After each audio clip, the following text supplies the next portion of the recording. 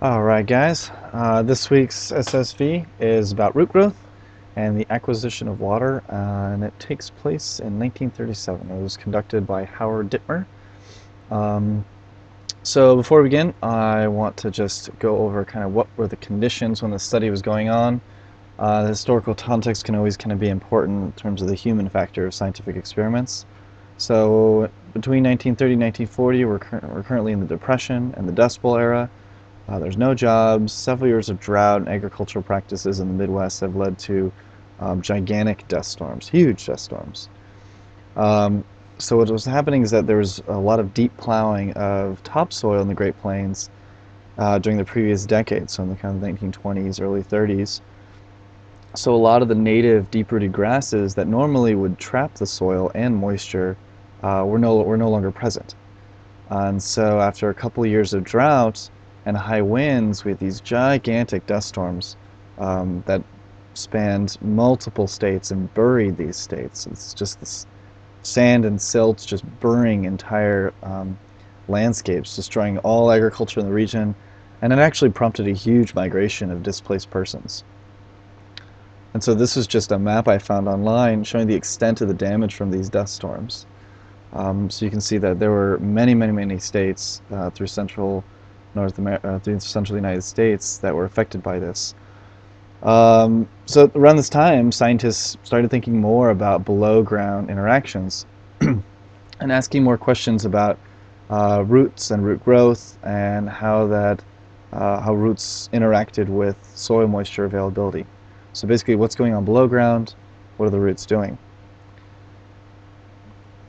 So previous work by Pavlichenko in 1937, he looked at roots for several different field-type grasses and found, for example, that a single wild oat grass could have upwards of 54.3 miles of roots below ground.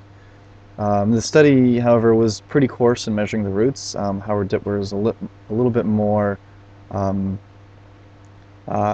meticulous. And just as a heads up, in terms of the way grasses send out the roots, it's more of a fibrous and they spread out in a gigantic sphere of influence, as opposed to taproot systems, which here on your images on your right, those are more associated with deeper rooting plants, shrubs, trees, whereas grasses have this fibrous root system. So Howard Dittmer was a bit more cautious and was really interested in exploring rooting systems. And so he wanted to ask the question of basically how many roots are produced by the plant that he was working with was a ryegrass, and how much surface area does it cover? Basically, how much of the soil are these grass plants interacting with? Now, this was an observational experiment, so there wasn't necessarily a hypothesis, purely exploratory.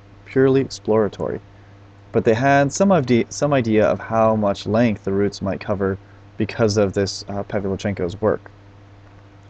So what he did, pretty simple, he grew a rye plant in a large box in the greenhouse for 4 months and harvested before it went to flower.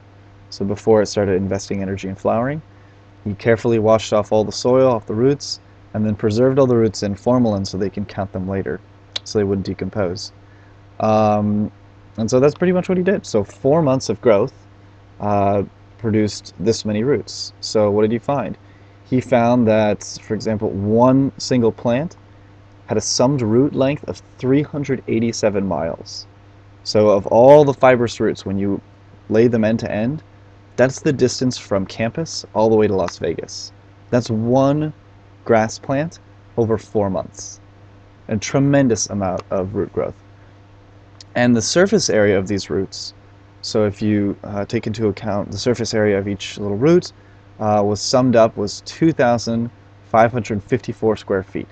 And that's the area of a standard tennis court. So this is one grass plant over 4 months of growth, had an incredibly long amount of root growth, 387 miles total, and the surface area that it was able to access underground was that of a whole tennis court. Now, he assumed uniform root growth, so that basically comes out to about 3.1 miles per day of root growth. So there's a lot of growth going on underground.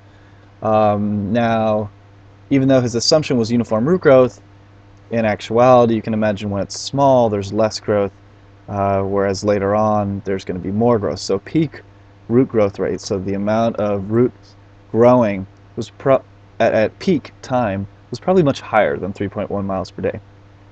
So basically, roots can grow incredibly fast when given ideal conditions. Now, to follow up on the study, there were a couple of researchers, Kramer and Coyle, who wanted to take Dittmer's calculations and go a step further. So they asked the question, can root growth account for water acquisition and transpiration? So basically, do the roots have access to enough water to make up for the water lost during transpiration when the water is leaving the leaves? So by their measurements, assuming the 3.1 miles per day, they estimated, they make an assumption that there is a 2 millimeter diameter rhizosphere. The rhizosphere is the sphere of influence around a given root. So if you have like a root cross section, it creates kind of this sphere of influence around a given root. So this is the assumption they made in terms of diameter. And what they calculated out was that these root growth on a given day can account for acquisition of 1.6 liters of water per day. So this plant is able to access 1.6 liters of water per day just through pure new root growth, so not even old roots. Now, they made additional measurements, and by their additional measurements on these rye plants, they found that daily transpiration was between 1.3 to 2 liters of water per day. So a lot of water is getting pumped through this plant and exiting through transpiration. But what this basically means is that root extension alone, so root growth alone, not even old roots, can supply all the water needed by a plant. So not just the water taken up by old plants, that means that plants could potentially respond to dry soil. So these plants will detect dry soil and grow into wetter soil so that they're able to accommodate or acquire more water and accommodate the transpiration going on in the other parts of the plant. So basically, roots can grow incredibly fast when given ideal conditions. And so lastly, for kicks and giggles, this is a YouTube video which I thought was pretty cool. It's a time lapse of roots growing for pepper plants, and you can really just see them exploding in terms of their growth rate.